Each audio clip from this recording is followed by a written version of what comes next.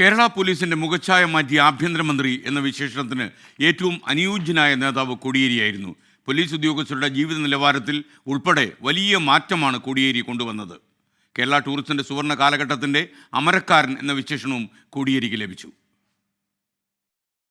2006 മുതൽ 2011 വരെ വി.എസ്. അച്യുതാനന്ദൻ മന്ത്രിസഭയിൽ ആഭ്യന്തര ടൂറിസം മന്ത്രിയായിരുന്നു കോടിയേരി ബാലകൃഷ്ണൻ. പോലീസിനാൽ ക്രൂരമായി ആക്രമിക്കപ്പെട്ടിട്ടുള്ള കോടിയേരി ബാലകൃഷ്ണൻ പോലീസ് മന്ത്രിയായപ്പോൾ വകുപ്പിൽ അടിമുടി മാറ്റം വരുത്തി. പോലീസിനെ ഭരണകൂടത്തിന്റെ മർദ്ദനോപകരണം എന്ന കുപ്രസിദ്ധിയിൽ നിന്ന് ജനസേവകരാക്കി മാറ്റിയെടുക്കുക എന്ന വലിയ ഉദ്യമമാണ് കോടിയേരി ബാലകൃഷ്ണൻ എന്ന ആഭ്യന്തരമന്ത്രി യാഥാർത്ഥ്യമാക്കിയത്. കേരള പോലീസിനെ ആധുനികവൽക്കരിക്കുന്നതിലും പോലീസുകാരുടെ സേവന വേതന വ്യവസ്ഥകൾ മെച്ചപ്പെടുത്തുന്നതിലും പ്രത്യേകം ശ്രദ്ധ പുലർത്തി. പ്രൊമോഷൻ, സ്റ്റേഷനുകളുടെ നവീകരണം, ആധുനികവൽക്കരണം, തണ്ടർബോൾട്ട്, തീരദേശ പോലീസ്, ശബരിമലയിലെ വിർച്വൽ ക്യൂ എന്നിങ്ങനെ നിരവധി മാറ്റങ്ങൾ കൊണ്ടുവന്നു.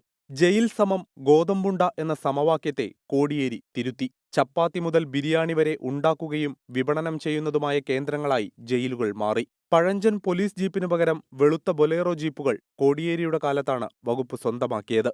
കുറ്റകൃത്യങ്ങളുടെ കാര്യത്തിൽ കർശന നിലപാടെടുക്കാനും അത് തടയാനും ജാഗ്രത പുലർത്തി. കഴിഞ്ഞില്ല. ടൂറിസം മേഖലയിലുമുണ്ടായത് സമാനതകളില്ലാത്ത മാറ്റങ്ങൾ. ഇന്ന് ലോകത്തിന് മാതൃകയായ ഉത്തരവാദിത്ത ടൂറിസം ആരംഭിച്ചത് കോടിയേരിയുടെ മേൽനോട്ടത്തിലായിരുന്നു. മുസിരീസ് പൈതൃക ടൂറിസം പദ്ധതി, തലശ്ശേരി പൈതൃക ടൂറിസം, തീരദേശ ടൂറിസം ഡെസ്റ്റിനേഷനുകളുടെ സ്ഥാപനവും നവീകരണവും, KTDCയുടെ പുതിയ സംരംഭങ്ങളും. അങ്ങനെ ചുമതലയുള്ള വകുപ്പുകളിലെല്ലാം കോടിയേരി ബാലകൃഷ്ണൻ സ്വന്തം കയ്യൊപ്പ് ചാർത്തിയാണ് മടങ്ങിയത്.